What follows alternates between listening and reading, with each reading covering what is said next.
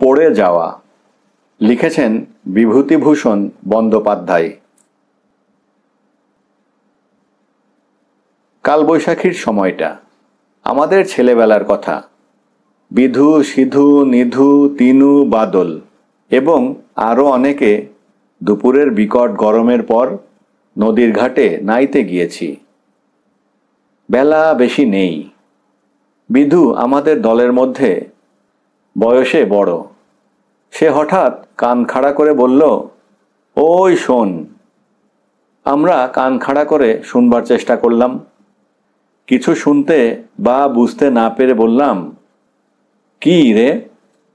বিধু আমাদের কথার উত্তর দিল না, তখনও কান খাড়া করে রয়েছে।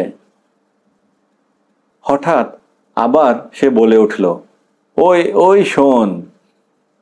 আমরাও এবার শুনতে পেয়েছি। দূর পশ্চিম আকাশে ক্ষীণ ও গুড়গুড় মেঘের আওয়াজ।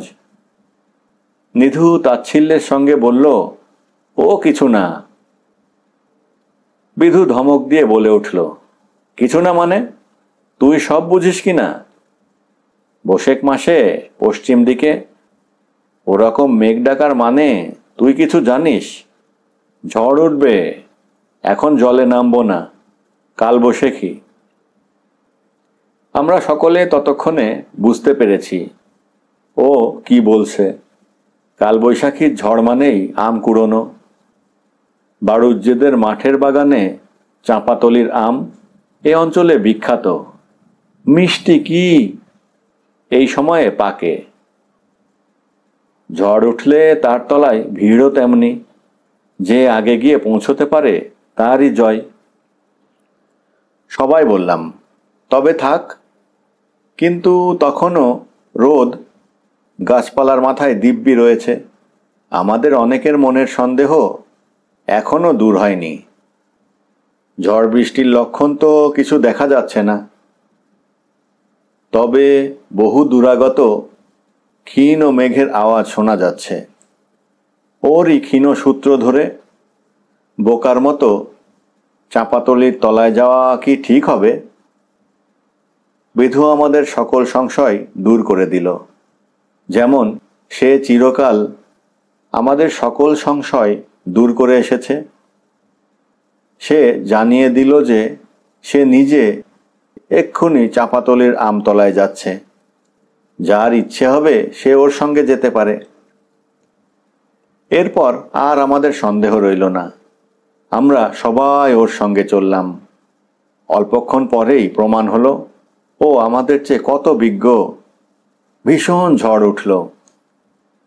কালো মেঘের রাশি উড়ে আসতে লাগলো পশ্চিম থেকে। বড় বড় গাছের মাথা ঝড়ের বেগে লুটিয়ে লুটিয়ে পড়তে লাগলো। ধুলোতে চারদিক অন্ধকার হয়ে গেল। একটু পরেই ঠান্ডা হাওয়া বইল। ফোঁটা ফোঁটা বৃষ্টি পড়তে পড়তে চড়চড় করে ভীষণ বাদলের বর্ষা নামল। বড় বড় আম বাগানের তলাগুলি ততক্ষণে ছেলে মেয়েতে পূর্ণ হয়ে গিয়েছে। আম ঝরছে শিলাবৃষ্টির মতো। প্রত্যেক ছেলের হাতে এক এক বোঝা আম। আমরাও যথেষ্ট আম কুড়োলাম। আমের ভারে নুয়ে পড়লাম এক একজন। ভিজতে ভিজতে কেউ অন্য গাছতলায় চলে গেল, কেউ বাড়ি চলে গেল আমের বোঝা নামিয়ে রেখে আসতে। আমি আর বাদল সন্ধ্যের অন্ধকারে নদীর ধারের পথ দিয়ে বাড়ি ফিরছি। পথে কেউ কোথাও নেই। ছোট বড় ডালপালা পড়ে পথ একেবারে ঢেকে গিয়েছে। পাকা নোনা শুদ্ধ নোনা গাছের ডাল কোথা থেকে উড়ে এসে পড়েছে। কাঁটাওয়ালা সাঁই বাবলার ডালে পথ ভর্তি। কাঁটা ফুটবার ভয়ে আমরা ডিঙিয়ে ডিঙিয়ে পথ চলছি আধা অন্ধকারের মধ্যে। এমন সময় বাদল কি একটা পায়ে বেঁধে হোঁচট খেয়ে পড়ে গেল। আমায় বলল, দেখ তোরে জিনিসটা কি। আমি হাতে তুলে দেখলাম একটা ছোট টিনের বাক্স, চাবি বন্ধ। এ ধরনের টিনের বাক্সকে পাড়াগাঁ অঞ্চলে বলে ডাবল টিনের ক্যাশ বাক্স। টাকা কড়ি রাখে পাড়া গায়ে, এ আমরা জানি। বাদল হঠাৎ বড় উত্তেজিত হয়ে পড়ল, বলল, দেখি জিনিসটা। দেখ তো, চিনিস?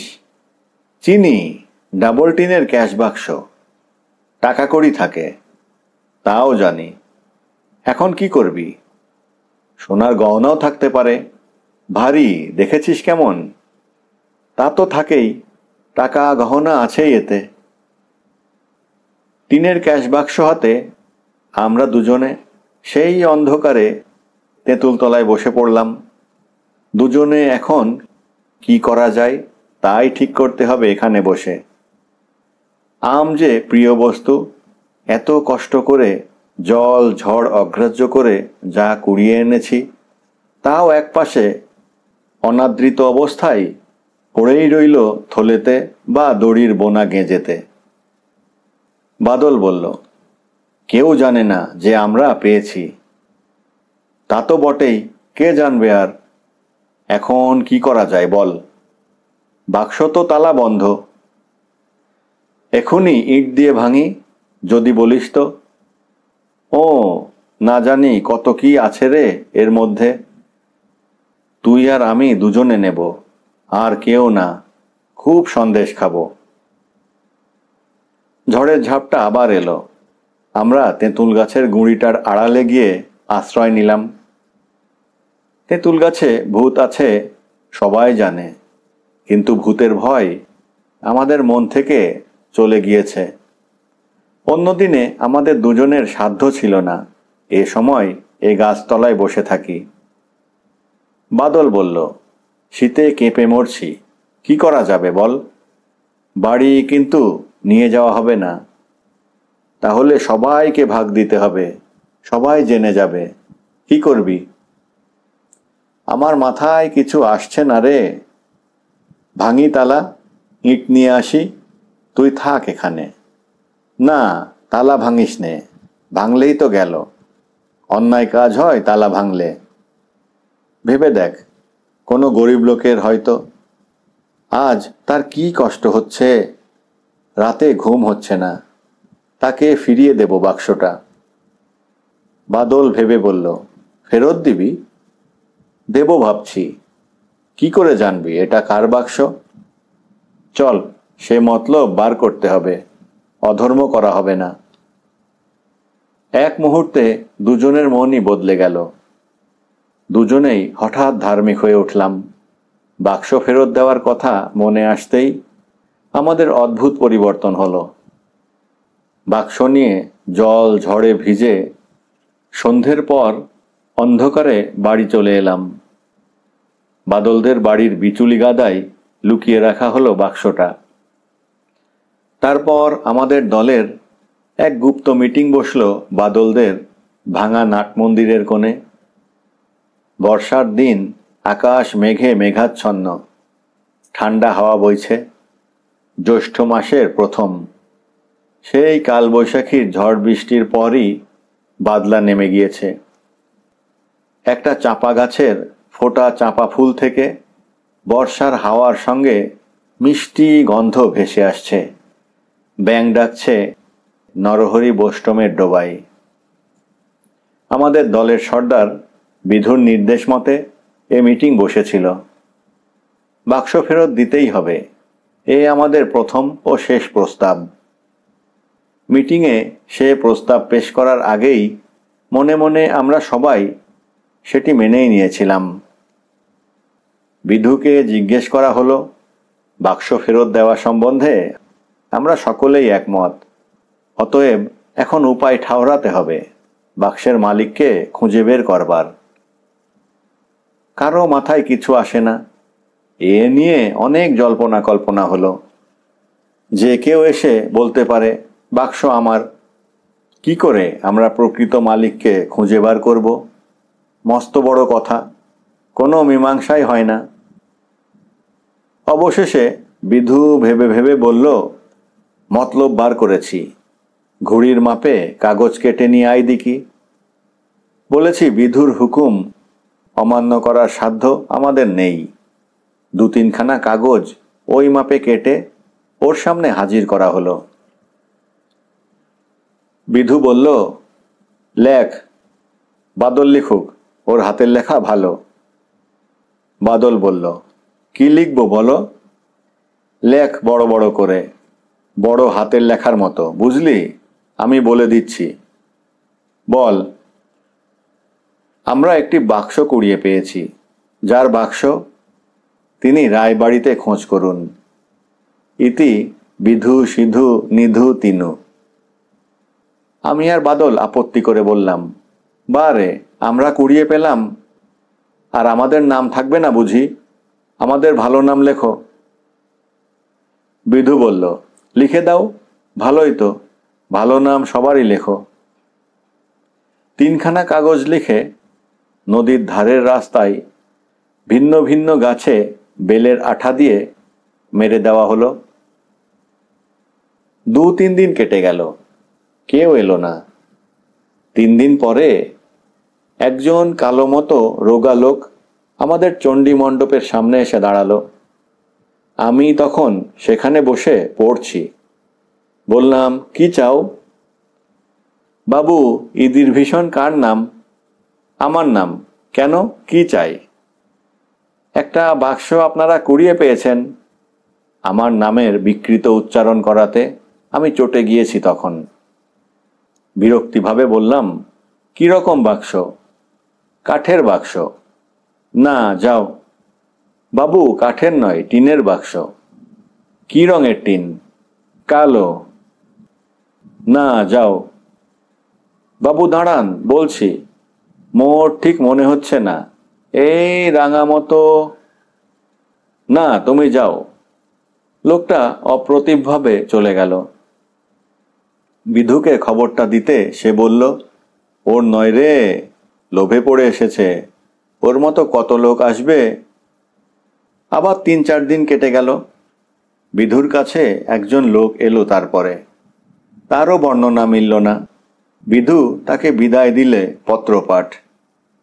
যাবার সময় সে নাকি শাসিয়ে গেল, চৌকিদারকে বলবে, দেখে নেবে আমাদের, ইত্যাদি ইত্যাদি। বিধু তাচ্ছিল্যের সুরে বলল, যাও যাও, যা পারো করো গিয়ে, বাক্স আমরা কুড়িয়ে পাইনি, যাও। আর কোনো লোক আসে না। বর্ষা পড়ে গেল ভীষণ। সেবার আমাদের নদীতে এলো বন্যা। বড় বড় গাছ ভেসে যেতে দেখা গেল নদীর স্রোতে। 2-একটা গরুও দেখলাম ভেসে যেতে।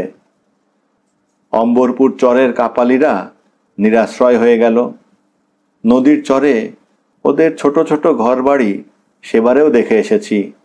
কি চমৎকার পটলের আবাদ, কুমড়োর ক্ষেত, লাউ কুমড়োর মাচা ওদের চরে। 2 পয়সা আয়ও পেত তরকারি বেচে। কোথায় রইল তাদের পটল কুমড়োর আবাদ, কোথায় গেল তাদের বাড়িঘর? আমাদের ঘাটের সামনে দিয়ে কত খড়ের চালাঘর ভেসে যেতে দেখলাম। সবাই বলতে লাগলো, অম্বরপুর চরের কাপালিরা সর্বশান্ত হয়ে গিয়েছে। একদিন বিকেলে আমাদের চণ্ডী মণ্ডপে একটা লোক এলো।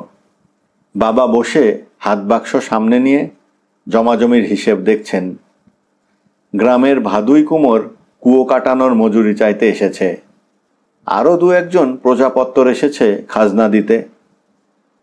আমরা 2 ভাই বাবার কড়া শাসনে বইয়ের পাতা উল্টাচ্ছি। এমন সময় একটা লোক এসে বলল, দণ্ডবৎ হই ঠাকুরমশাই। বাবা বললেন, এসো, কল্যাণ হোক। কোথা থেকে আসা হচ্ছে? আগে অম্বরপুর থেকে, আমরা কাপালি।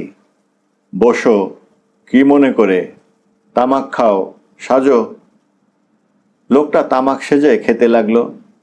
সে এসেছে এ গাঁয়ে চাকরির খোঁজে। বন্যায় নিরাশ্রয় হয়ে নির্বিষখোলার গোয়ালাদের চালাঘরে সপরিবারে আশ্রয় নিয়েছে। এই বর্ষায় না আছে কাপড়, না আছে ভাত। 2 আড়ি ধান ধার দিয়েছিল গোয়ালারা দয়া করে, সেও এবার ফুরিয়ে এলো। চাকরি না করলে স্ত্রী পুত্র না খেয়ে মরবে। বাবা বললেন, আজ এখানে 2টি ডাল ভাত খেও। লোকটি দীর্ঘ নিঃশ্বাস ফেলে বলল, হা, তা খাবো, খাচ্ছি তো আপনাদের। দুরবস্থা যখন শুরু হয় ঠাকুরমশাই, এই গত জ্যৈষ্ঠী মাসে নির্বিষ খোলার হাট থেকে পটল বেচে ফিরছি। ছোট মেয়েটার বিয়ে দেব বলে গহনা গড়িয়ে আসছিলাম। প্রায় 250 টাকার গহনা আর পটল বেচা, নগদ টাকা 50টি একটা টিনের বাক্সের ভেতর ছিল। সেটা যে হাটের থেকে ফিরবার পথে গরুর গাড়ি থেকে কোথায় পড়ে গেল তার আর খোঁজই হলো না। সেই থেকে শুরু, আর তারপর এলো এই বন্যে। বাবা বললেন, বলো কি, অতগুলো টাকা গহনা হারালে? আদেষ্ট, একেই বলে বাবু আদেষ্ট। আজ সেগুলো হাতে থাকলে। আমি কান খাড়া করে শুনেছিলাম। বলে উঠলাম, কি রঙের বাক্স? সবুজ, টিনের। বাবা আমাদের বাক্সের ব্যাপার কিছুই জানেন না। আমায় ধমক দিলেন, তুমি পড়ো না, তোমার সে খোঁজে কি দরকার? কিন্তু আমি ততক্ষণে বইপত্তর ফেলে উঠে পড়েছি। একেবারে এক ছুটে বিধুর বাড়ি গিয়ে হাজির। বিধু আমার কথা শুনে বলল, দাঁড়া, সিধু আর তিনুকেও নিয়ে আসি, ওরা সাক্ষী থাকবে কি না। বিধুর খুব বুদ্ধি আমাদের মধ্যে, ও বড় হলে উকিল হবে সবাই বলতো। আধ ঘন্টার মধ্যে আমাদের চণ্ডী মণ্ডপের সামনে বেশ একটা ছোটখাটো ভিড় জমে গেল। বাক্স ফেরত পেয়ে লোকটা যেন কেমন হকচকিয়ে গেল, চোখ দিয়ে জল পড়তে লাগলো। কেবল আমাদের মুখের দিকে চায় আর বলে, ঠাকুর মশাই, আপনারা মানুষ না দেবতা? গরিবের ওপর এত দয়া আপনাদের? বিধু অত সহজে ভুলবার পাত্র নয়। সে বলল, দেখে নাও মাল সব ঠিক আছে কিনা, আর এ কাকাবাবুর সামনে আমাদের একটা রসিদ লিখে দাও, বুঝলে? কাকাবাবু, আপনি একটু কাগজ দিন না ওকে, লিখতে জানো তো? না, ও উকিলই হবে। আমার বাবা এমন অবাক হয়ে গেলেন ব্যাপার দেখে যে তাঁর মুখ দিয়ে একটি কথাও বেরোলো না।